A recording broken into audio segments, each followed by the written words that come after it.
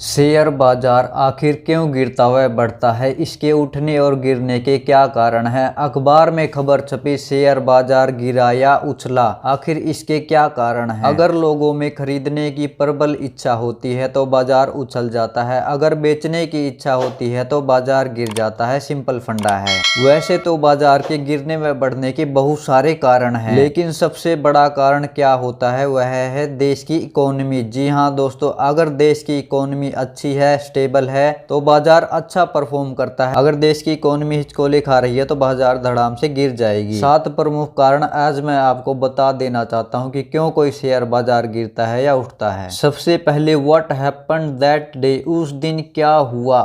यह सबसे इंपॉर्टेंट समझना है कि उस दिन क्या हुआ, मार्केट किस तरफ जाएगी, वह किस तरफ करवट लेगी, देश में माहौल कैसा है, पॉजिटिव न्यूज ज्यादा है या नेगेटिव न्यूज ज्यादा है। पॉजिटिव न्यूज के कारण मार्केट बढ़ती है और नेगेटिव न्यूज के कारण मार्केट गिरती है। खबर आई भारत की जीडीपी 8% रहेगी, मार्केट उछल जाता है। गवर्नमेंट प्राइवेटाइजेशन करने जा रही है, बाजार उछल जाता है। खबर आई टैक्सेस बढ़ने वाले हैं, बाजार गिर जाता है। दूसरी सबसे इंपॉर्टेंट चीज पॉलिटिकली स्टेबिलिटी। जी हाँ, यह इंपॉर्टेंट रोल प्ले करता है। बाजार को राजनीतिक स्टेबिलिटी काफी पसंद है। अगर देश की पॉलिटिक्स स्टेबल नहीं है तो बाजार गिरता है।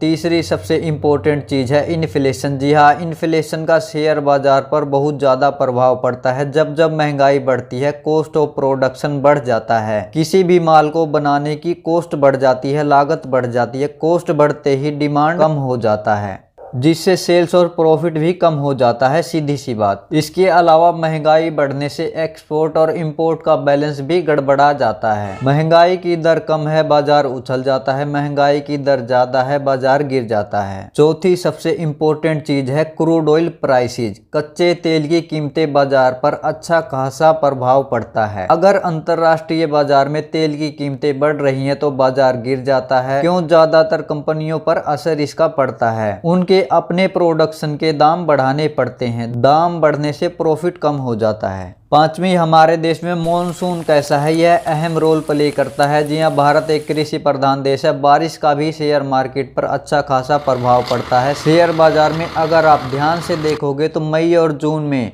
बाजार रुक सा जाता है। मॉनसून बहुत अच्छा है, बाजार चढ़ जाता है। मॉनसून खराब है, बाजार गिर जाता है।